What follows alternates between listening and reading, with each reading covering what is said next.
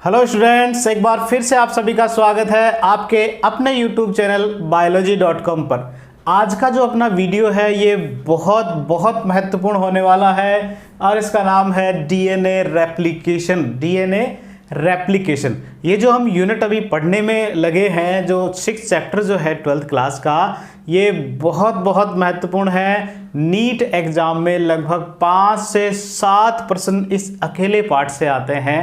12th class का 6th जो chapter है उसमें अब तक हमने डीएनए की स्ट्रक्चर हमने पढ़ी, DNA as a genetic material कैसे डिस्कवर हुआ वो हमने पढ़ा, डीएनए आरएनए में डिफरेंस पढ़ा, डीएनए पैकेजिंग हमने पढ़ी और उसके बाद में सेंट्रल डोग्मा। और सेंट्रल डोग्मा पढ़ने के बाद में हम सेंट्रल डोग्मा से रिलेटेड जो प्रोसेस है, सबसे पहली रेप्लिकेशन, फिर ट्रांसक्रिप्शन, फिर ट्रांसलेशन, इनको हम पढ़ेंगे। जेनेटिक कोड क्या है, ये जो जितने भी टॉपिक हैं ये इतने महत्वपूर्ण है। नीट एग्जाम में लगभग आप मानो 5 से 7% लगभग इस अध्याय से, इस चैप्टर से आ जाते हैं। इसलिए आपको जितने भी मैंने ये वीडियो प्रोवाइड कर रहा हूँ डीएनए और डीएनए से रिलेटेड, आपको इन्हें अच्छी तरीके से समझना है, याद करना है, बहुत महत्वपूर्ण है ये। चलिए, उनमें भी डीएनए रेप्लिकेशन में लगभग हर वर्ष एक क्वेश्चन जो है नीट एग्जाम में आता रहा है और पॉसिबल है आगे भी आता रहेगा। चलिए हम इस वीडियो में पढ़ते हैं डीएनए रेप्लिकेशन को। बहुत बहुत महत्वपूर्ण है, इसमें आपको बहुत अच्छी तरीके से ध्यान लगा के पढ़ना है।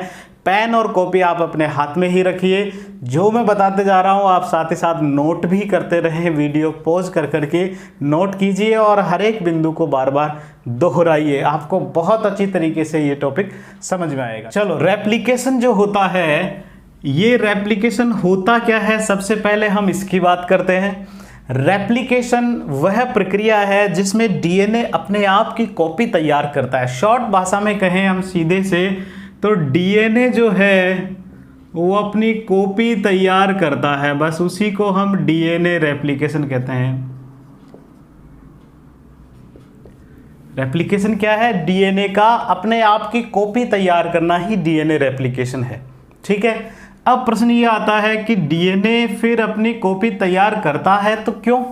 डीएनए रेप्लिकेशन क्यों होता है? तो बहुत जरूरी है, क्योंकि जब सेल डिवाइड कर रही है, जब सेल डिवीजन होता है, डिवीजन मान लो ये सेल है, इस सेल डिवाइड होके और 2 सेल ये बना रही है। ठीक है, तो इस सेल में जो डीएनए है, इस सेल में जो जेनेटिक मटेरियल है, वो अगली पीढ़ी में जाना जरूरी है या नहीं? अगली पीढ़ी में जाने के लिए हमें कितने डीएनए चाहिए? 2 डीएनए चाहिए। कितने डीएनए चाहिए? 2।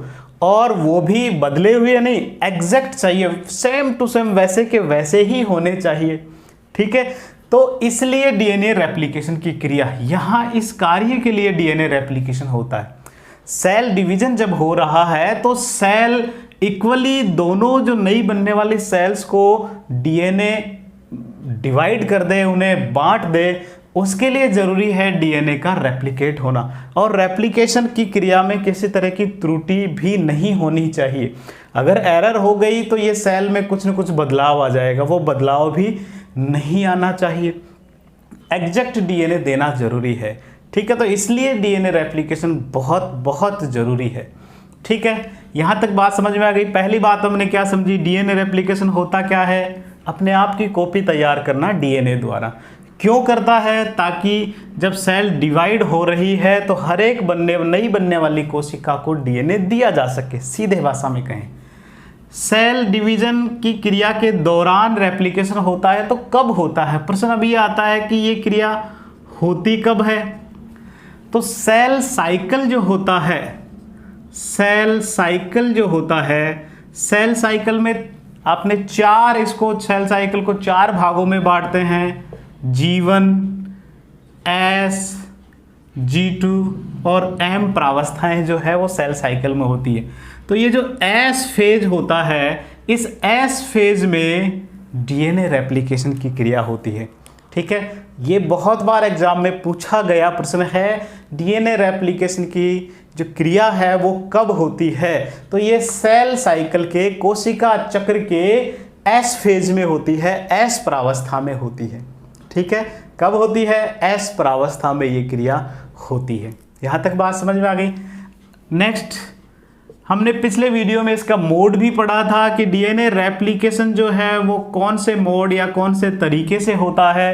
तो उसमें हमने पढ़ा क्या कि डीएनए रेप्लिकेशन जो है वो सेमी कंजर्वेटिव मोड से होता है। डीएनए रेप्लिकेशन की जो क्रिया होती है वो सेमी कंजर्वेटिव तरीके से होती है। सेमी यानी कि हाफ कंजर्वेशन यानी संरक्षण, इसमें आधा डीएनए संरक्षित होता है। कैसे? हमने क्या पढ़ा कि जो डीएनए होता है, इस तरह ये जो डीएनए होता है ये पेरेंटल डीएनए के दोनों स्ट्रैंड आप ऐसे समझ लीजिए। जब ये कॉपी बनाएगा तो पेरेंटल डीएनए के ये जो स्ट्रैंड्स हैं ये अलग होते हैं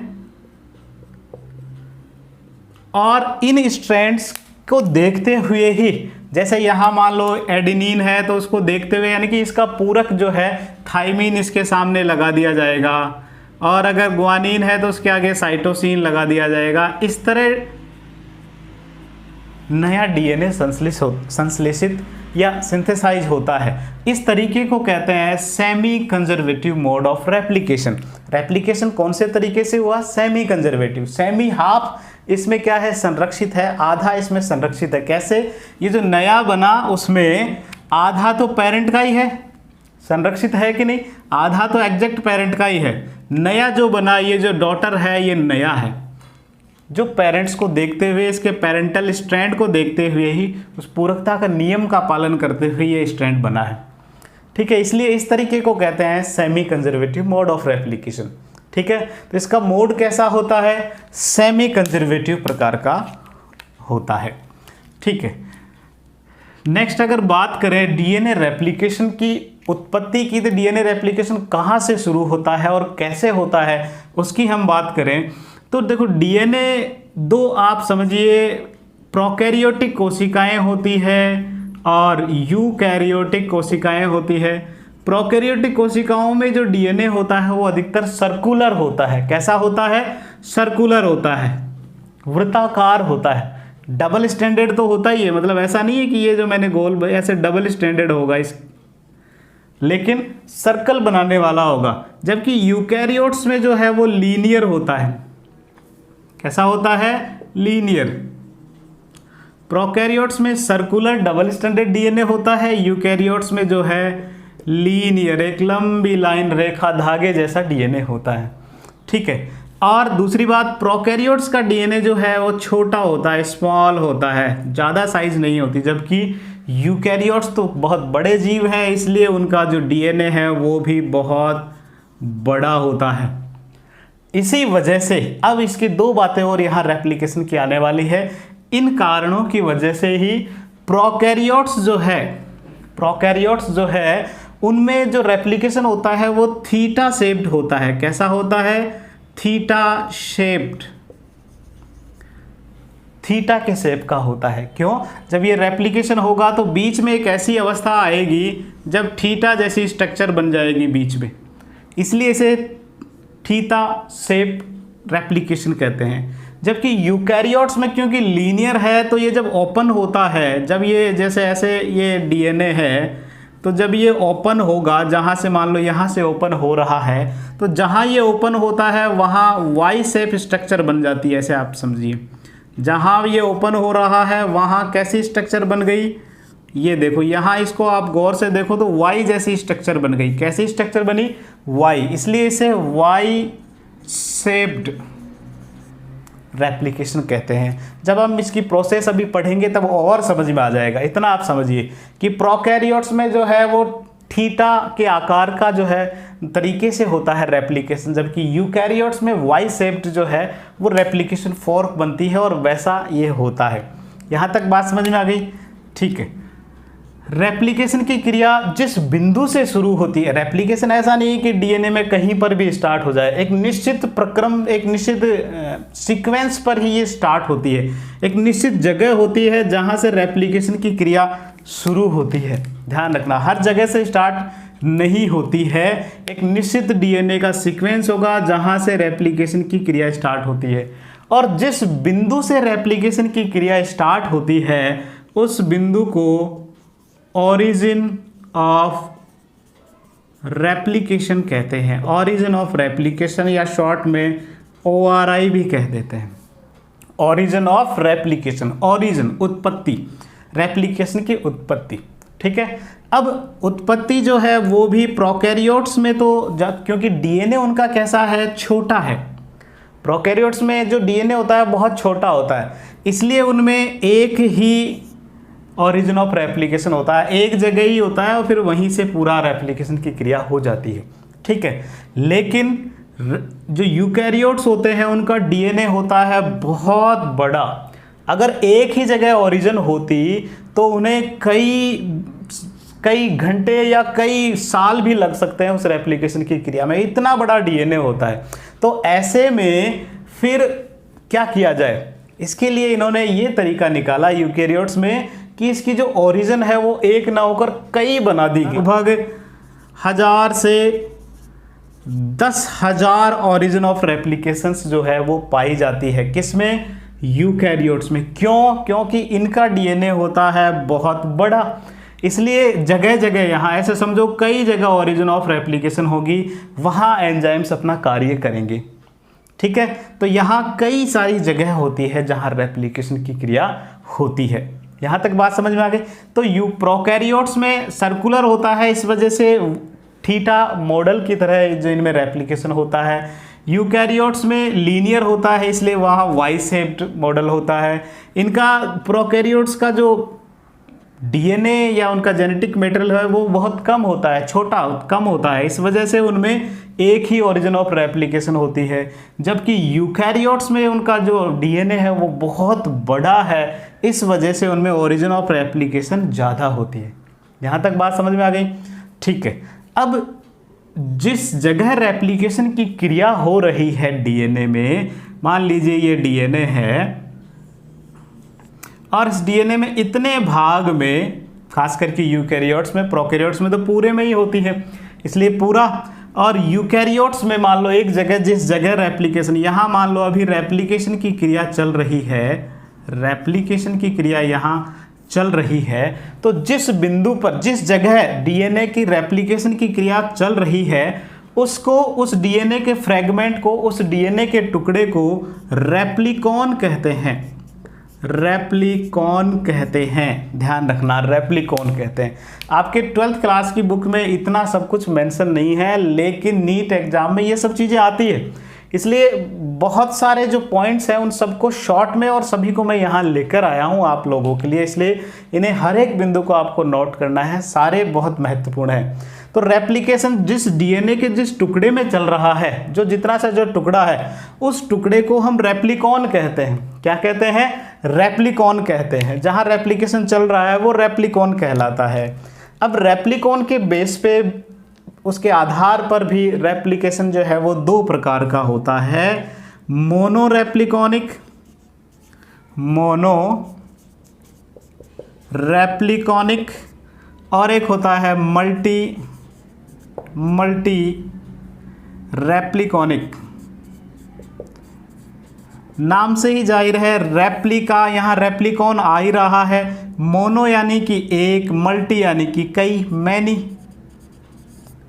तो यदि किसी डीएनए में जब रेप्लिकेशन की क्रिया चल रही है और वहाँ केवल एक ही रेप्लिकॉन बने, सिर्फ एक ही रेप्लिकॉन बने, तो वो मोनो रेप्लिकॉनिक कहलाएगा। क्या कहलाएगा? Mono repliconic DNA replication. और यदि मान लो कोई डीएनए में जगह जगह, जैसे यूकैरियोट्स में हो रहा है, वहाँ कई सारे ऑरिजिन ऑफ रेप्लिकेशन होते हैं और हर जगह रेप्लिकेशन चल रहा है, कई सारे रेप्लिकॉन बनेंगे, तो उसे मल्टी रेप्लिकॉनिक रेप्लिकेशन कहेंगे। यहाँ तक बात समझ में आ गई।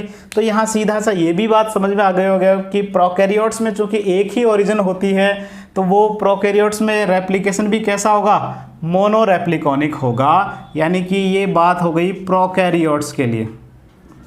प्रोकैरियोट्स जो है वो मोनो रेप्लिकॉनिक प्रकार के होते हैं, जबकि यूकैरियोट्स जो है वो मल्टी रेप्लिकॉनिक प्रकार के होते हैं।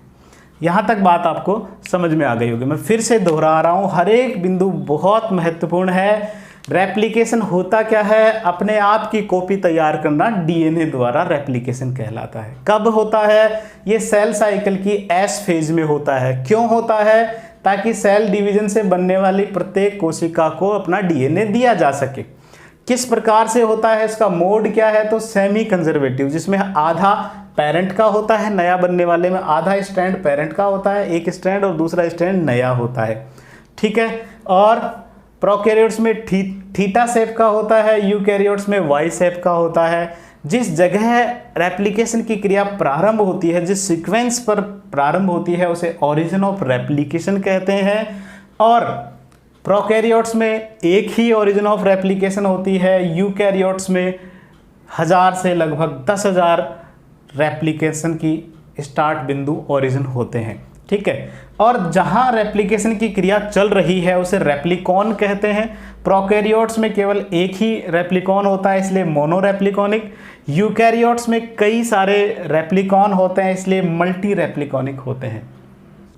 ठीक है बच्चों, तो अब हम शुरू करते हैं रेप्लिकेशन क्रिया में भाग लेने वाले एंजाइम्स। देखो, अब जैसे ही हम एंजाइम पढ़ लेंगे उसके बाद में हम उसके रेप्लिकेशन की प्रोसेस को पढ़ेंगे।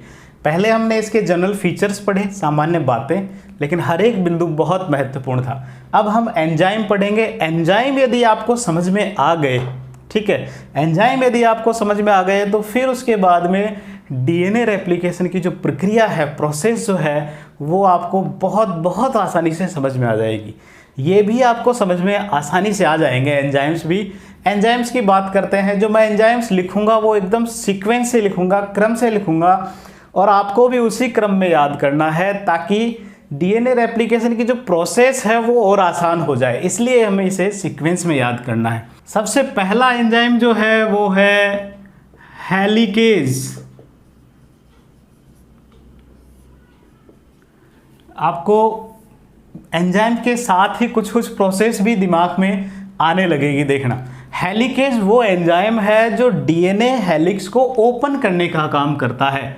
सीधे हम शब्दों में कहें तो ये जो हेलिक्स है, हेलिक्स को ओपन करने का काम करता है, हेलिक्स को खोलने का काम करता है। दूसरे शब्दों में कहें तो ये डीएनए को जो है वो अनवाइंड करता है, अनवाइंड या अनजिपिंग भी इसे कहते हैं। अनजिपिंग यानी कि चैन खोलना। चैन जानते हो, आपकी पैंट में जो लगी हुई होती है, उस चैन में जो हेड होता है वो क्या करता है, उन दोनों चैन के जो दो पार्ट्स हैं उन्हें सेपरेट करने का काम करता है। तो वो का वो काम यहाँ हेलिकेज का है। कैसे? जैसे ये डीएनए है, ये डीएनए है। अब चूंकि यहाँ एंजाइम्स काम करेंगे तो यहाँ डीएनए के बीच में जो नाइट्रोजन बेसेज है वो हाइड्रोजन बंध द्वारा आपस में जुड़े हुए होते हैं। ए जो है वो टी के साथ और जी जो है वो सी के साथ। ठीक है, ये हमने पढ़ा है पहले पिछले वीडियोस में।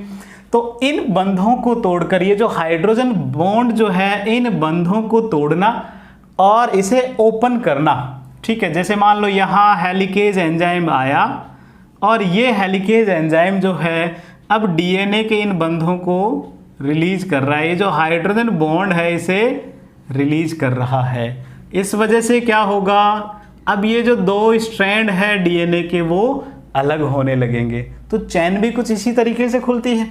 चैन जो है अनजिपिंग इसलिए नाम पड़ा है, इससे जो जिप होती है, चैन होती है, वहाँ यहाँ हेड होता है, वो यूं जैसे आगे खिसकता जाता है इसके दोनों पार्ट्स अलग होते जाते हैं। ठीक है, वैसे ही हेलिकेज एंजाइम काम करता है। वो इस हेलिक्स जो बना हुआ है डीएनए का, जो डबल हेलिक्स है, वो हेलिक्स बना किसकी वजह से, इन हाइड्रोजन बॉन्ड्स की वजह से, ए और टी के बीच में और जी और सी के बीच में जो हाइड्रोजन बॉन्ड है उनकी वजह से। तो उन बॉन्ड्स को रिलीज करने का काम, उन बॉन्ड्स को तोड़कर डीएनए को अलग करने का, डीएनए के दोनों स्ट्रैंड्स को इस तरह अलग करने का काम करता है हेलिकेज एंजाइम। पहला ये एंजाइम हो गया। दूसरे एंजाइम की हम बात कर रहे हैं और दूसरा एंजाइम है SSB। दूसरा एंजाइम है SSB। इसका जो नाम है पूरा वो है single strand binding protein. Single strand binding protein. नाम बहुत बड़ा लग रहा है लेकिन अभी इसके काम से आपको ये नाम भी याद हो जाएगा। दूसरा प्रोटीन है SSB protein, single strand binding protein. ये प्रोटीन क्या करता है कि ये जब डीएनए की एक बड़ी विशेषता है कि चाहे हेलिकेज एंजाइम इनको अलग कर दे, इनके दोनों स्ट्रैंड को, लेकिन जैसे ही मान लो हेलिकेज यहाँ थोड़ा दूर आगे निकल गया खोलते ही खोलते, तो पिछले जो भाग हैं, पिछले जो चेन्स हैं वो वापस जो है जुड़ने लगती है, जिसे कहते हैं रीएनेलिंग। क्या कहते हैं? रीएनेलिंग। तो ये क्या करता है? रीएनेलिंग की क्रिया को, ये जो एसएसबी प्रोटीन है ये रीएनेलिंग की क्रिया को रोकने का काम करता है। ये रीएनेलिंग की जो प्रोसेस है उसको स्टॉप करता है, रोकता है। ये जो एसएसबी प्रोटीन है ये टेट्रामर होता है। टेट्रामर यानी कि इसमें 4 यूनिट इस प्रोटीन में पाई जाती है, आप ऐसे समझो, टेट्रामर होता है। और ये क्या करता है? उस डीएनए पर जुड़ता रहता है। क्या होता है? जुड़ता रहता है। जैसे मैं यहां, आप ऐसे समझो कि यहां अभी मैंने अभी समझाया कि हेलिकेज एंजाइम है जो आगे बढ़ता रहता है और डीएनए के दोनों स्ट्रैंड्स को अलग करता जा रहा है। लेकिन ये इन स्ट्रैंड की खास बात यह है कि ये वापस जुड़ जाते हैं। जैसे ही ये आगे निकलेंगे इनके बीच में वापस बॉन्डिंग शुरू हो जाएगी। तो ऐसे में उस बॉन्डिंग को रोकने के लिए सिंगल स्ट्रैंड बाइंडिंग फिर प्रोटीन जो है वो हेल्प करता है हेलिकेज की। वो यहाँ आकर इस तरह इन सिंगल स्ट्रैंड्स पर आकर जुड़ जाता है। ये डीएनए के अब सिंगल स्ट्रैंड बन गए, इन सिंगल स्ट्रैंड्स पर आकर ये जुड़ जाता है। कौन? Single strand binding protein. देखो अब नाम याद हो गया, आसान है। ये सिंगल स्ट्रैंड से बाइंड करने वाला प्रोटीन है। हेलिकेज जब डीएनए डबल स्ट्रैंड को अलग करके सिंगल स्ट्रैंड बना रहा है, दो उन सिंगल स्ट्रैंड पर आकर बाइंड करता है एसएसबी प्रोटीन। ठीक है, अब ये बाइंड कर जाएगा तो ये क्या करता है? एक तरह से त्रिविम बाधा उत्पन्न करता है। बीच में आप हाइड्रोजन बॉन्ड कैसे हैं? वीक बॉन्ड है, दूरी पर निर्भर करते हैं हाइड्रोजन बॉन्ड। अगर दो मान लो अणु हैं जो हाइड्रोजन बॉन्ड बना रहे हैं, उसके बीच में निश्चित दूरी होना जरूरी है, तभी वो हाइड्रोजन बॉन्ड बनाते हैं। अब उसके बीच में कोई चीज़ फंस जाए, मान लो ये 2 चीज़ें बॉन्ड बना रही थी लेकिन यहाँ बीच में कोई चीज़ फंस गई, तो अब इसके बीच में पास आने के बाद भी बॉन्ड हाइड्रोजन बॉन्ड नहीं बनेगा। तो ये कुछ इसी तरीके से त्रिविम बाधा पैदा करते हैं एसएसबी प्रोटीन, और दोनों जो स्ट्रैंड्स हैं उनको अलग रखने का, सेपरेट रखने का काम करता है। देखो सीक्वेंस में हम चल रहे हैं। पहला काम हेलिकेज इसे खोलता जा रहा है डीएनए को, फिर एसएसबी आया। एसएसबी जब सिंगल स्ट्रैंड बन गए तो उनको जुड़कर उनको वापस जोड़ने से रोकने का काम कर रहा है। अब तीसरा प्रोटीन आता है। तीसरा प्रोटीन जो है वो है गायरेज, डीएनए गायरेज एंजाइम। ठीक है, डीएनए गायरेज एंजाइम ये तो प्रोकैरियोट्स में होता है, लेकिन यूकैरियोट्स जो है वहाँ इन्हें टोपोआइसोमरेज कहा जाता है। टोपोआइसोमरेज भी जो है वो 2 प्रकार के होते हैं, टाइप 1 और टाइप 2। ठीक है, तीसरे एंजाइम जो है वो है डीएनए गायरेज या टोपोआइसोमरेज। डीएनए गायरेज या टोपोआइसोमरेज। टोपोआइसोमरेज भी 2 होते हैं, टाइप 1 और टाइप 2। अब इनका काम क्या होता है? जब देखो ये डीएनए जब खुलता जाएगा, डीएनए जैसे जैसे खुलता जाएगा तो आगे जो है वो वहाँ ज़्यादा कुंडलन बन जाएंगे, वहाँ कोयलिंग ज़्यादा हो जाएगी, वहाँ सुपर कोयलिंग हो जाएगी। आप ऐसे समझो, आप एक छोटा धागा लीजिए और उसके 2 या 3 जितने भी पार्ट हैं उसके बीच में से अलग करके खोलने की कोशिश कीजिए। आप जब धागे को खोलते हो तो आप आगे वाले धागे को देखो, वहाँ ज़्यादा जो है उसमें कॉयल, उसमें ज़्यादा बल लगने लग जाते हैं। आप ऐसे समझो, वो जो है आपस में ही उलझने लगता है आगे का धागा। क्यों? क्योंकि यहाँ से जब हम फोर्स लगा रहे हैं, उस फोर्स की वजह से आगे जो है सर्कुलर मोशन बन रहे हैं, वहाँ उस जगह सुपर कॉइलिंग स्टार्ट हो जाती है। ऐसा ही डीएनए में होता है, ऐसा ही डीएनए में होता है। जैसे जैसे हम खोलते जा रहे हैं तो डीएनए का जो आगे का ये जो भाग है, ये जो आगे का भाग है, ये कुछ ज़्यादा सुपर कॉइल हो जाता है। ये क्या हो जाता है? ज़्यादा सुपर कॉइल हो जाता है। इस सुपर कॉइलिंग को रिलैक्स करने के लिए यहाँ जो टेंशन पैदा हुई, उस टेंशन को कम करने का ये जो टेंशन यहाँ उत्पन्न हुई, ठीक है, यहाँ जी दूसरे शब्दों में कहें, यहाँ जो सुपर कॉइलिंग जो हुई, यहाँ जो सुपर कॉइलिंग हुई, इस सुपर कॉइलिंग को कम करने के लिए ये काम करता है गायरेज या टोपोआइसोमरेज एंजाइम। ये क्या करेंगे, इसके सुपर कॉइलिंग को कम कर देंगे, इस टेंशन को कम कर देंगे और वापस सामान्य डीएनए बनाने का, उसकी पर्याप्त जो कॉइलिंग है जितनी है उतनी ही रखे उसके लिए। उसमें टाइप फर्स्ट क्या करता है, यहाँ ये भी आप समझ लीजिए, टाइप फर्स्ट जो एंजाइम है ये जैसे डीएनए है, डीएनए के केवल सिंगल स्ट्रैंड पर निक कट लगाने का काम करता है और ऐसे खोलते हैं। आप इसको ऐसे भी समझ सकते हैं, आप जैसे हम जयपुर में रहते हैं और जयपुर में पतंग उड़ाने का बड़ा शौक है हम लोगों को, तो आप जैसे पतंग उड़ा रहे हो, आपके नीचे जो है आपका जो धागा है वो बहुत ज़्यादा इकट्ठा हो गया और उलझ गया। अब आप क्या करते हो, जब धागा उलझता है तो आप क्या करते हो, कई बार इतना उलझ जाता है कि आप कुछ हिस्सा उसका तोड़ते हो और तोड़ने के बाद फिर वापस रिलैक्स करो। समझ रहे हो बात? तो उलझे हुए धागे को अगर तोड़ के हम रिलैक्स सुलझाने की कोशिश करें तो जल्दी सुलझता है। वैसा ही काम टोपोआइसोमरेज करता है, ये डीएनए को एक जगह निक लगाता है। बस निक लगाने के तरीके के आधार पर ही टाइप फर्स्ट और सेकंड है।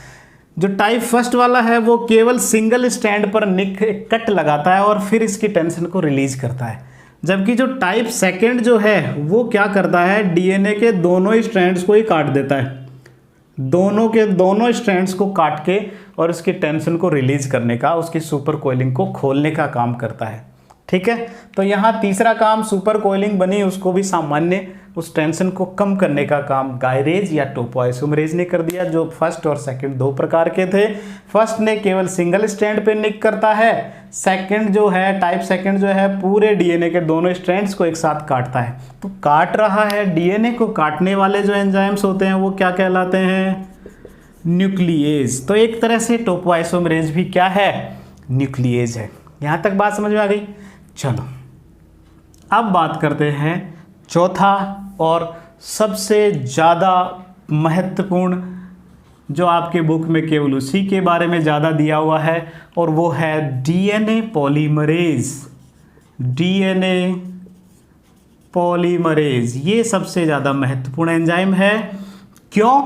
क्योंकि यही वो एंजाइम है जो अब सिंगल स्ट्रैंड पर नए जो न्यूक्लियोटाइड्स है उनको ला के जोड़ने का काम करता है। जो अब सिंगल स्ट्रैंड पर जैसे यहाँ ए है तो टी लाने का काम, अगर जी है तो सी लाने का काम, इस तरह आगे इस सिंगल स्ट्रैंड को वापस डबल स्ट्रैंड बनाने का जो काम है वो कौन करता है, वो डीएनए पॉलीमरेज करता है। तो मेन एंजाइम तो यही है, अगर देखा जाए तो मेन एंजाइम तो यही है, मुख्य एंजाइम यही है जो डीएनए की डबल चेन, डीएनए की जो एक डीएनए को दुगना करने का काम कौन कर रहा है, यही कर रहा है, डीएनए पॉलीमरेज ही कर रहा है। ठीक है, यहाँ जो सिंगल स्ट्रैंड बनेगा उसको डबल स्ट्रैंड करने का काम डीएनए पॉलीमरेज ही करता है, इसलिए ये बहुत बहुत महत्वपूर्ण एंजाइम है। थोड़ा इसको हम डिटेल से पढ़ते हैं। प्रोकैरियोट्स जो होते हैं उस प्रोकैरियोट्स में 3 तरह के डीएनए पॉलीमरेज होते हैं। शॉर्ट में लिख देता हूँ, डीएनए पॉलीमरेज प्रोकैरियोट्स में 3 होते हैं। DNA polymerase first, DNA polymerase second, DNA polymerase third. Prokaryotes में 3 डीएनए पॉलीमरेज होते हैं, डीएनए पॉलीमरेज फर्स्ट, सेकंड और थर्ड। फर्स्ट और सेकंड ये दोनों के दोनों एक तरह से प्रूफ रीडिंग का काम करते हैं, और एरर जो बनती है कई बार, क्योंकि इतना बड़ा डीएनए है ये रेप्लिकेट हो रहा है तो एरर भी आ सकती है, रिपेयर करना उसको ज़रूरी है। तो ये दोनों के दोनों रिपेयर करने का काम करते हैं, जिसमें भी मेन जो रिपेयर करने वाला है वो ये है फर्स्ट। अगर फर्स्ट काम नहीं कर रहा तो वहाँ सेकंड काम करता है। फर्स्ट का एक और काम है रिपेयर करने के अलावा, ये जो फर्स्ट है डीएनए पॉलीमरेज फर्स्ट जो है वो आरएनए प्राइमर को हटाता है। अभी आपको ये भी समझ में आ जाएगा आरएनए प्राइमर क्या है। आरएनए प्राइमर को हटाना इसका काम है। ठीक है, आरएनए प्राइमर को हटाना इसका काम है। और इन तीनों में सबसे ज़्यादा महत्वपूर्ण ये जो न्यूक्लियोटाइड्स को ला के जो जोड़ने का काम है वो डीएनए पॉलीमरेज थर्ड का है प्रोकैरियोट्स में। इस बात को आप नोट कर लो। प्रोकैरियोट्स में जो मेन अगर पॉलीमरेज भी है तो वो कौन सा है? डीएनए पॉलीमरेज थर्ड है जो ये कार्य करता है, मुख्य कार्य। बाकी दोनों रिपेयर का और डीएनए प्राइमर को हटाने का काम करते हैं। ठीक है, यहाँ तक बात समझ में आ गई होगी। उसके बाद में जो है यूकैरियोट्स की बात अगर हम करें तो यूकैरियोट्स में मुख्यतः 5 डीएनए पॉलीमरेज होते हैं। डीएनए पॉलीमरेज, उनके आगे बस alpha, beta, gamma, delta, epsilon ऐसे। DNA polymerase alpha, DNA polymerase beta, gamma, delta, epsilon.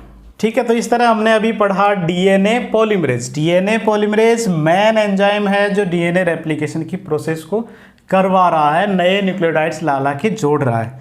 लेकिन डीएनए पॉलीमरेज की एक समस्या है। डीएनए पॉलीमरेज जो है वो नया न्यूक्लियोटाइड सीधे खाली जगह पर जोड़ नहीं सकता, उसको 3' OH चाहिए। उसका एक समस्या है, उसको हमेशा 3' जगह पर OH उसे जरूरी होता है, चाहिए ही चाहिए। यानी कि मान लो यहाँ आप ऐसे समझिए कि यहाँ खाली है, अब यहाँ कुछ भी नहीं, इस जगह कुछ होना चाहिए इसको आगे काम करने के लिए। यहाँ जो न्यूक्लियोटाइड्स है उसमें तीसरी पोजीशन पे OH समूह इसको चाहिए ही चाहिए जोड़ने के लिए।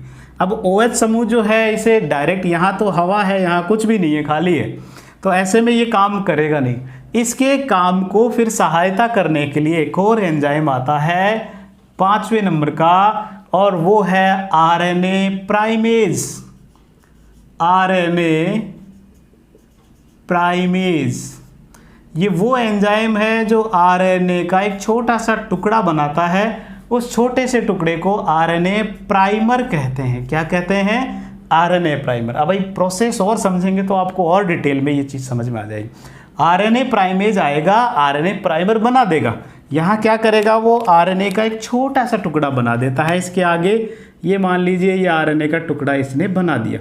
चूंकि बना दिया तो यहाँ आरएनए और डीएनए में कोई खास अंतर नहीं है। 3' तो OH आरएनए में भी होता है, वो इसे यहाँ मिल जाएगा और अब जो है वो पॉलीमरेज अपना काम शुरू कर देगा।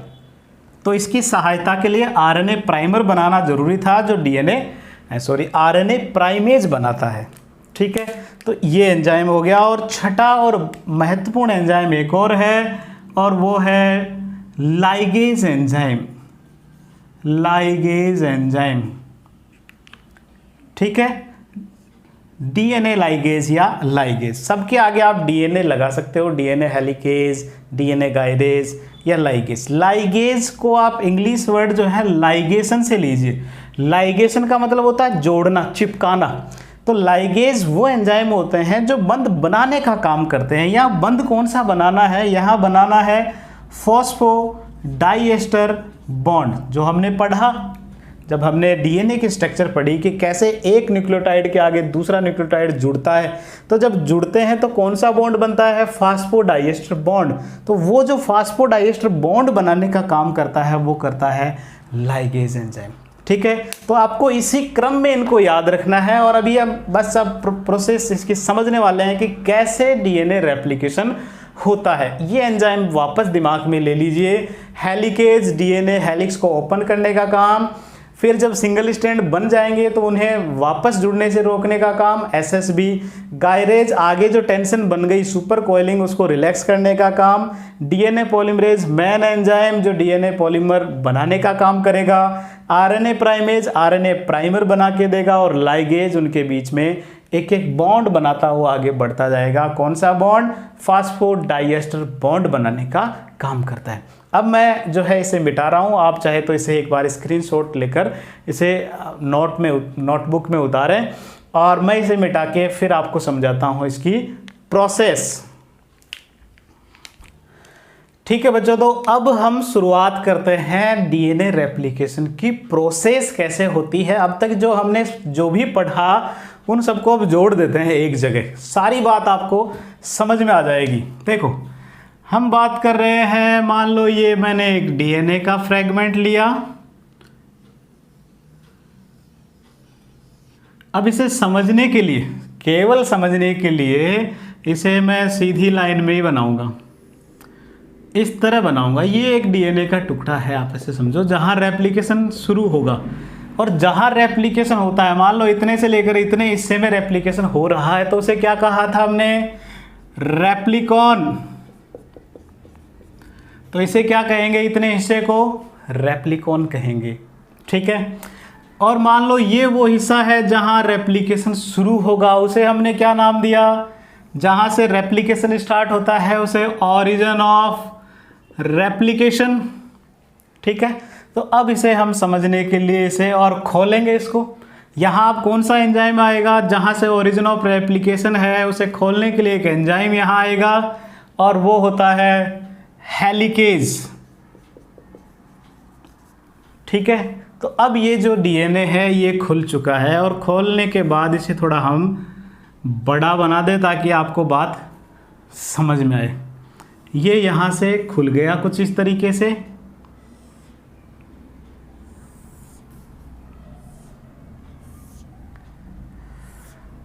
ये डीएनए खुल चुका है, ठीक है। और जब खुलने के बाद आप नोट कीजिए, मान लो इस तरीके से था और यहाँ ये खुल गया तो कुछ ऐसा हो जाएगा कि नहीं? कौन से एंजाइम ने खोला? इसे जो खोलने का काम किया वो डीएनए हेलिकेज ने यहाँ इसे खोलने का काम किया। मान लो ये एक हेलिकेज एंजाइम है जो आगे बढ़ता जा रहा है और इसे खोलता जा रहा है। डीएनए की निश्चित डायरेक्शन होती है, ये 5 प्राइम होगा तो इसका अपोजिट 3 प्राइम होगा। और डीएनए हमेशा एंटी पैरेलली अटैच होता है दूसरे स्ट्रैंड से। ये 5 प्राइम है तो ये अपोजिट होगा 3, इधर 5, ठीक है। अब ये हेलिकेज आगे से आगे बढ़ता जा रहा है और डीएनए के बीच में जो ये हाइड्रोजन बॉन्ड्स है इन्हें ये खोलता जा रहा है, आगे बढ़ता जा रहा है, ठीक है। जिस जगह से खोला उसे ऑरिजिन ऑफ रेप्लिकेशन, ठीक है, और इस काम में हो रहा है तो उसे रेप्लिकॉन। अब चूंकि यहां मैं इसकी बात कर रहा हूं, डीएनए के बीच में एक बुलबुला सा बना के नहीं, बीच में से अचानक से फूल गया, इसलिए इसे कहते हैं रेप्लिकेशन बबल। रेप्लिकेशन बबल, बुलबुला बन गया एक रेप्लिकेशन वाला हेलिकेज की वजह से, तो उसे क्या कहा? रेप्लिकेशन बबल, ठीक है। अब इसकी शेप नोट कीजिए कैसी है। यहाँ अगर आप इसे गौर से देखो तो वाई जैसा दिख रहा है कि नहीं? यहाँ देखो इसी तरीके से, यहाँ भी कुछ ऐसा ही नज़र आ रहा है। तो हमने क्या पढ़ा है? इसका मोड कैसा था? Y shape. कैसा? Y shape. ज़्यादातर यूकैरियोट्स में वाई शेप, ठीक है। और प्रोकैरियोट्स में ये होते होते कुछ थीटा जैसी स्ट्रक्चर बनाती है, क्योंकि वहाँ एक ही रेप्लिकॉन होता है, मोनो रेप्लिकॉनिक होता है, तो इसलिए वो थीटा शेप्ड, ठीक है। यहाँ तक बात समझ में आ गई होगी। तो ये वाई शेप्ड है।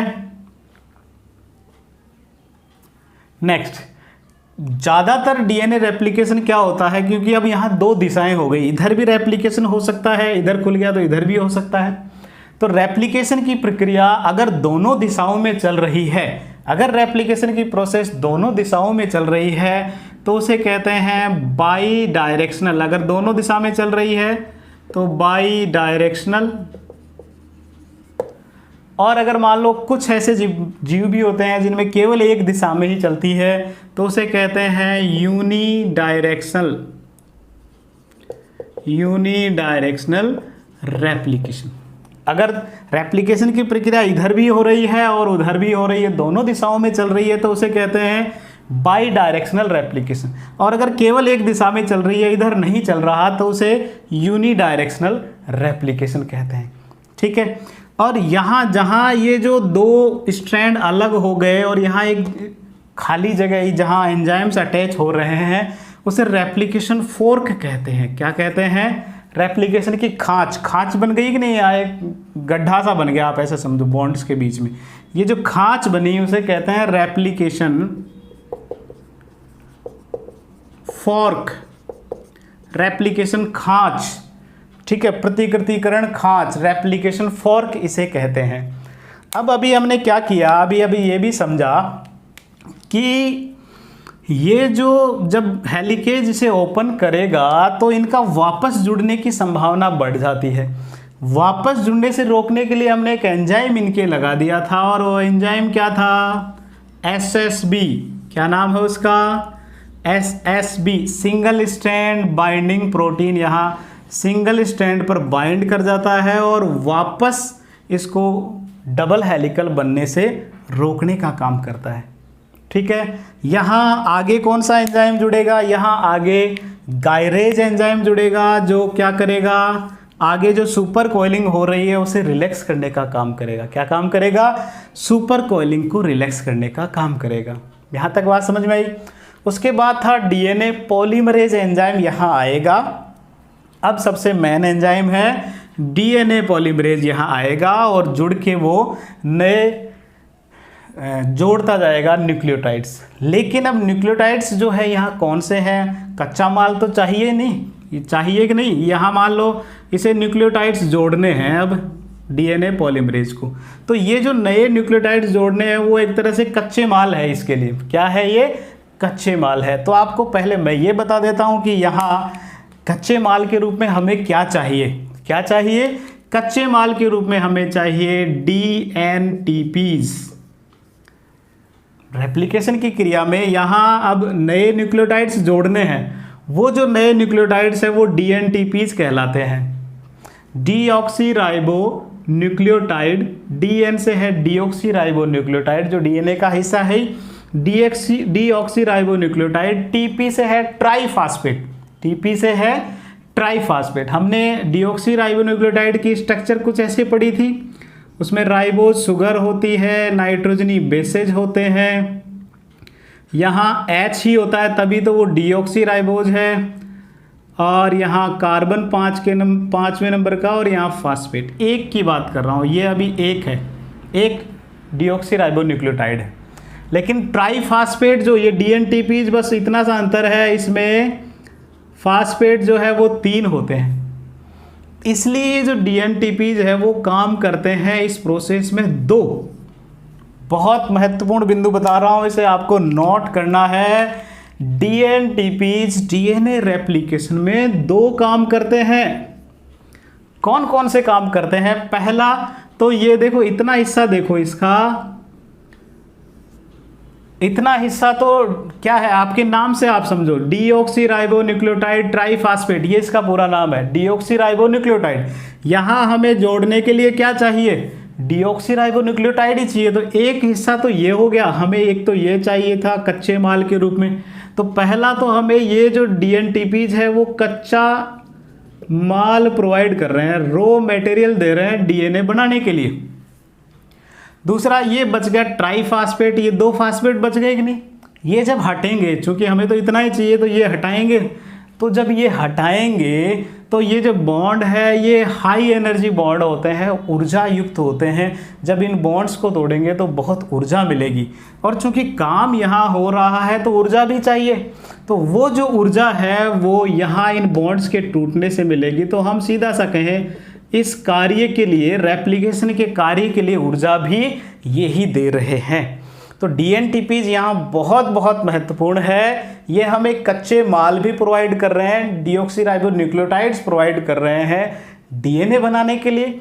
दूसरा, ट्राईफास्फेट होने की वजह से 2 फास्फेट बॉन्ड जब टूट रहे हैं तो वो टूटेंगे तो श्योर है ऊर्जा रिलीज होगी, वो ऊर्जा यहाँ इसमें काम आ जाएगी। ठीक है, तो 2 काम कर रहे हैं DNTPs। अब DNTPs कौन कौन से हैं, वो सिंपल से हैं, आप जैसे 4 नाइट्रोजनी बेसेज हैं बस वो ही है। आपको DATP, ठीक है, डीऑक्सी राइबो एडिनोसिन ट्राईफास्फेट, ऐसे ही A है तो अब यहाँ मान लो T कर लो, DTTP, इसी तरह G कर लो, GTP, और इसी तरह DCTP। ये 4 ही नाइट्रोजन बेसेज हैं DNA के लिए, और चारों के आगे आपको D लगाना, बस डीऑक्सी लगाना है, डीऑक्सी एडिनोसिन ट्राईफास्फेट, इसी तरीके से। ठीक है, तो ये 4 हैं जो हमें यहाँ चाहिए, और इसमें ट्राईफास्फेट होने की वजह से हमें ऊर्जा भी मिल रही है ताकि रेप्लिकेशन की क्रिया पूरी हो सके। ठीक है, तो ये कच्चे माल के रूप में यहाँ काम आएंगे। यहाँ तक बात समझ में आ गई आपको? ठीक है, अब बात करते हैं कि ये कार्य होता कैसे है। अब प्रोसेस की बात करते हैं, जिसका आधा हिस्सा तो हमारा लगभग हो ही गया। ठीक है, अब इसको समझने के लिए इसका एक हिस्सा जो है, समझने के लिए केवल इसे तो मैं मिटा देता हूँ, इससे आपको अच्छी तरीके से समझ में आएगा, जैसा बुक में आपके डायग्राम है। ठीक है, अब देखो ये जो 3 प्राइम है तो ये वाला हिस्सा इसका 5 प्राइम होगा, ये 5 प्राइम है तो ये वाला हिस्सा इसका 3 प्राइम होगा। ठीक है, अभी हमने क्या पढ़ा कि अब डीएनए पॉलीमरेज यहाँ आएगा और इन कच्चे माल को ले लेके जोड़ता हुआ चला जाएगा। यहाँ जैसे मान लो ए है, यहाँ टी है, मान लो ए है या टी है या जी है या सी है, इस तरह होंगे। ठीक है, इसी तरह इधर भी कुछ होंगे। और डीएनए पॉलीमरेज यहाँ इसको देखते हुए यहाँ थाइमीन जोड़ेगा, इसको देखते हुए एडेनिन जोड़ता चला जाएगा। लेकिन वो जोड़ेगा कब? जब उसको पहले से यहाँ कुछ मौजूद मिल जाए। और उसके लिए हमने क्या निकाला था कि यहाँ क्या होगा, डीएनए प्राइमेज एंजाइम आएगा और एक छोटा सा डीएनए का टुकड़ा, छोटा सा एक आरएनए का टुकड़ा बनाकर चला जाएगा।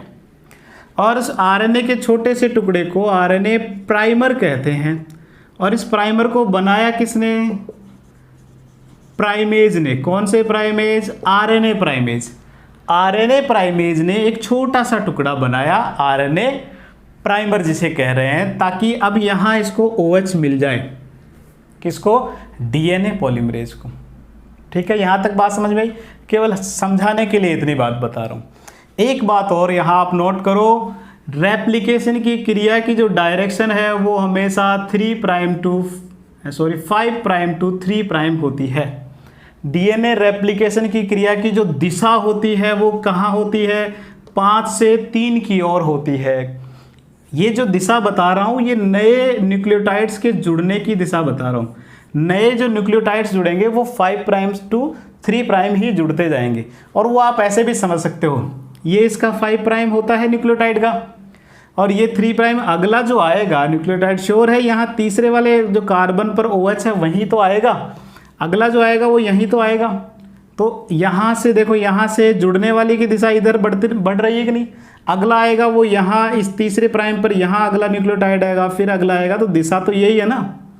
तो जो डायरेक्शन होगी नए न्यूक्लियोटाइड्स के जुड़ने की वो 5 प्राइम टू 3 प्राइम होगी। ठीक है, बात समझ में आ गई? तो हमें दिशा का और ध्यान रखना है, 5 प्राइम टू 3 प्राइम। अब बात करते हैं इस प्रोसेस की आगे क्या होगा। आगे ये होगा कि ये जो 3 प्राइम है इसके अगला जो स्टैंड बनेगा वो ऐसे बनेगा 5 टू 3। ठीक है, यहाँ छोटा सा एक टुकड़ा पहले आ जाएगा किसका? आरएनए प्राइमर का। कौन लेके आएगा? आरएनए प्राइमेज यहाँ लेकर आएगा। और उसके बाद में डीएनए पॉलीमरेज जो है वो नए जो न्यूक्लियोटाइड्स हैं वो यहाँ से इनको लाता जाएगा और जोड़ता जाएगा। डायरेक्शन यही है 5 टू 3। इस वजह से एक स्टैंड आप गौर कीजिएगा, अभी ऐसे बनता जा रहा है। यहाँ जो प्रक्रिया हो रही है 5 टू 3 एकदम कंटिन्यू चलेगी। क्यों? क्योंकि यहाँ किसी तरह की कोई बाधा ही नहीं है। लेकिन अब आप इस पे गौर कीजिए, यहाँ जो डायरेक्शन होगी नए स्ट्रैंड बनने की वो 5 प्राइम टू 3 प्राइम होगी। 5 टू 3, 5 टू 3, 5 प्राइम से 3 प्राइम की ओर इसकी दिशा होगी। क्यों? क्योंकि ये 5 प्राइम है तो इधर 3 होना चाहिए, तो ये वाली दिशा होगी। तो ये तो अपोजिट चल रहा है, सारा काम इस दिशा में हो रहा है। ये जो हेलिकेज है ये इधर बढ़ रहा है, डीएनए पॉलीमरेज भी इधर ही बढ़ रहा है, तो ये पीछे कैसे जाए फिर? और डीएनए पॉलीमरेज पीछे जाना पसंद नहीं करता। ऐसे में फिर क्या होता है, ये वाला जो स्ट्रैंड है इसमें क्या होता है, थोड़ा गैप लगता है।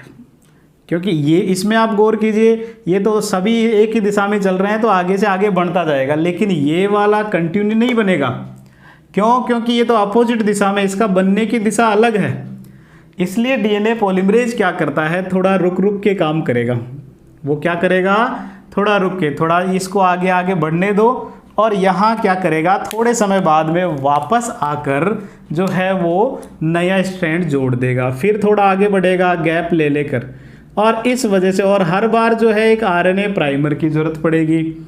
ठीक है, इस तरह आरएनए प्राइमर जुड़ेगा, फिर डीएनए पॉलीमरेज आके नए स्ट्रैंड्स यहाँ आगे से आगे जोड़ता जाएगा इस तरीके से।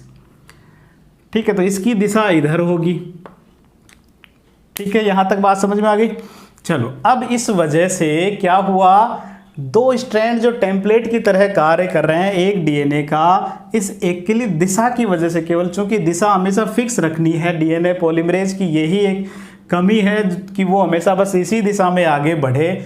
इस वजह से डीएनए का जो एक पार्ट है, उसका जो एक टेम्पलेट है, वो तो कंटिन्यू काम कर रहा है। जो ये जो 3 to 5 प्राइम वाली जो दिशा वाला है ना, ये तो कंटिन्यू काम करेगा, इसको तो कोई दिक्कत नहीं, क्योंकि ये भी इधर ही बढ़ रहा है और ये क्रिया भी इधर ही बढ़ रही है। तो चूंकि ये कंटिन्यू काम कर रहा है, इसलिए इस स्ट्रैंड को, ये जो टेम्पलेट है, इस स्ट्रैंड को लीडिंग स्ट्रैंड कहते हैं। क्या कहते हैं? लीडिंग स्ट्रैंड कहते हैं इस वाले स्ट्रैंड को। क्यों कह रहे हैं? क्योंकि इसने तो लीड ले रखी है, बढ़त ली हुई है, अब लगातार आगे बढ़ रहा है, इसको कोई टेंशन नहीं, और ये रुक रुक के बढ़ रहे हैं। तो ये वाला तो लीडिंग स्ट्रैंड कहलाता है, और ये जो रुक रुक के बढ़ रहा है, ये वाला स्ट्रैंड क्या कहलाता है? लैगिंग स्ट्रैंड कहलाता है। क्या कहलाता है? लैगिंग। लैग यानी पीछे रहना होता है, पीछे रहना। लैग यानी पैर, पैर एक तरह से पीछे रहते हैं, तो लैगिंग स्ट्रैंड कहलाता है। क्या कहलाता है? Lagging strand. क्यों? क्योंकि ये धीरे धीरे काम हो रहा है, टुकड़ों में यहाँ काम हो रहा है। जैसे एक टुकड़ा बाद में बनेगा, ये आरएनए प्राइमर आएगा, फिर एक छोटा सा टुकड़ा बन जाएगा, फिर प्राइमर, एक छोटा सा टुकड़ा, फिर एक प्राइमर, एक छोटा सा टुकड़ा, इस तरह इसमें काम होगा। ठीक है, यहाँ एक ही प्राइमर की जरूरत थी और आगे से आगे काम होता जाएगा, लास्ट तक हो जाएगा, कोई दिक्कत नहीं। यहाँ पीछे जाने की वजह से क्या होगा, हर बार एक प्राइमर की जरूरत पड़ेगी और छोटा सा एक टुकड़ा बना के फिर वापस चला। यूकैरियोट्स में ज़्यादातर ये जो टुकड़े होते हैं वो 100 से 200 बेस पेयर्स के होते हैं। प्रोकैरियोट्स में ये ज़्यादातर 1000 से 2000 तक ये टुकड़े बनते हैं। ये जो टुकड़े बन रहे हैं, बहुत महत्वपूर्ण नाम है, ये जो टुकड़े बन रहे हैं, इन टुकड़ों को ओकाजाकी फ्रैगमेंट्स कहते हैं। ओकाजाकी फ्रैगमेंट या खंड कहलाते हैं। तो बहुत बार एग्जाम्स में पूछा गया है कि ओकाजाकी फ्रैगमेंट्स क्या होते हैं, या ओकाजाकी फ्रैगमेंट्स जो है वो कौन से स्ट्रैंड पर बनते हैं। तो हमेशा लैगिंग स्ट्रैंड पर जो कई सारे छोटे छोटे डीएनए के टुकड़े बन रहे हैं, उन्हें ओकाजाकी फ्रैगमेंट कहते हैं। क्यों बन रहे हैं? क्योंकि इसकी दिशा अपोजिट साइड में है, इस वजह से छोटे छोटे टुकड़ों के रूप में डीएनए बनाया जा रहा है इस वाले स्ट्रैंड पर, टेम्पलेट पर। ठीक है, यहाँ तक बात समझ में आ गई। ठीक है, अब क्या होगा, ये आरएनए यहाँ हमेशा तो रहने से रहा, आरएनए को हमेशा डीएनए बना रहे हैं, तो ये आरएनए के टुकड़ों का यहाँ क्या काम? तो डीएनए पॉलीमरेज का जस्ट मैंने अभी बताया, डीएनए पॉलीमरेज के भी पार्ट्स हैं। तो डीएनए पॉलीमरेज फर्स्ट खास करके प्रोकैरियोट्स में क्या करता है, इसको यहाँ से हटाता है, प्राइमर जितने भी हैं आरएनए प्राइमर उन्हें हटाता है, और वहाँ फिर से डीएनटीपीज लाके जोड़ देता है। इस तरह डीएनए बनता है। अब लास्ट वाला एंजाइम बच गया, लाइगेज। लाइगेज क्या करेगा, जैसे ही यहाँ एक न्यूक्लियोटाइड आ गया, दूसरा न्यूक्लियोटाइड आ गया, इनके बीच में बॉन्ड बना देगा, फिर अगला न्यूक्लियोटाइड आ गया, उनके बीच में बॉन्ड बना देगा, फिर अगला न्यूक्लियोटाइड आ गया, उनके बीच बॉन्ड बना देगा। और बॉन्ड कौन सा है? Phosphodiester bond. ठीक है, चलो मैं इसे वापस एक बार और रिवाइज कर देता हूँ। सबसे पहले क्या हुआ, हेलिकेज एंजाइम आया और डीएनए के उस स्थान पर जुड़ गया जिसे कहते हैं ओरिजिन ऑफ रेप्लिकेशन। जुड़ा, वहाँ रेप्लिकेशन बबल बनी, इस वाले हिस्से को रेप्लिकेशन फोर्क कहेंगे। दोनों दिशाओं में चले तो बाई डायरेक्शनल। ठीक है, अब क्या हुआ, हेलिकेज जुड़ने से आगे क्या हुआ, सुपर कोइलिंग हुई, उसे रिलीज करने का गायरेज ने काम कर दिया। सिंगल स्ट्रैंड वापस न जुड़ जाए तो सिंगल स्ट्रैंड बाइंडिंग प्रोटीन यहाँ जुड़कर उन्हें रोक लेते हैं। डीएनए पॉलीमरेज यहाँ आता है, लेकिन वो अपना काम पूरा नहीं कर पाता। क्यों? क्योंकि उसे शुरुआत में चाहिए OH समूह तीसरे वाले कार्बन पे, तो वो पूर्ति कर देता है आरएनए प्राइमेज। आरएनए प्राइमेज छोटे छोटे आरएनए के टुकड़े इन पे लगा देता है। ध्यान रखना, लैगिंग स्ट्रैंड पर कई सारे आरएनए प्राइमर बनते हैं। क्यों? क्योंकि वहाँ टुकड़ों में काम हो रहा है, ओकाजाकी फ्रैगमेंट्स में काम हो रहा है। हर एक फ्रैगमेंट के आगे एक प्राइमर लगा हुआ होगा, आरएनए का टुकड़ा लगा होगा, जबकि जो लीडिंग स्ट्रैंड है उसमें केवल एक ही प्राइमर बनाने की ज़रूरत पड़ेगी, क्योंकि आगे तो वो कंटिन्यू चल ही रहा है। ठीक है, इसकी डायरेक्शन 5 प्राइम टू 3 प्राइम होती है, हमेशा ध्यान रखना 5 प्राइम टू 3 प्राइम होता है, उसका कारण भी हमने समझा। और कच्चे माल के रूप में DNTPs का यूज़ किया जा रहा है, जो 2 काम करेंगे। कच्चा माल तो प्रोवाइड कर ही रहे हैं, न्यूक्लियोटाइड्स प्रोवाइड कर रहे हैं, डीऑक्सीराइबोन्यूक्लियोटाइड्स, साथ में ऊर्जा भी वो प्रोवाइड कर रहे हैं। इस डायरेक्शन की वजह से एक स्ट्रैंड तो कंटिन्यूस जो है फॉर्म होता है, उसे लीडिंग स्ट्रैंड कहते हैं, और एक स्ट्रैंड टुकड़ों में DNA बनाता है और उन टुकड़ों को ओकाजाकी फ्रैगमेंट्स कहते हैं। और इस तरह का जो ये मोड होता है रेप्लिकेशन का, जो ये पैटर्न होता है, इसे सेमी डिसकंटिन्यूस पैटर्न कहते हैं, या एक और नाम आप नोट कर लेना, इसे सेमी डिसकंटिन्यूस, सीधा सा है। इसमें एक स्ट्रैंड तो कंटिन्यूस है, एक स्ट्रैंड डिसकंटिन्यूस है, यानी कि आधा डिसकंटिन्यूस है, इसलिए इसे semi discontinuous pattern of DNA replication कहते हैं। ठीक है बच्चों, तो इस तरह ये DNA रेप्लिकेशन आज हमने कंप्लीट किया। ये आप जो है इस वीडियो को 2 या 3 बार बार रिवाइज करें, बार बार देखें, नोट्स बनाएं, उनको नोट करें, तब आपको ये अच्छी तरीके से समझ में आ जाएगा। जुड़े रहें इसी तरह biology.com के साथ और अपने ज्ञान में वृद्धि करते रहें। धन्यवाद।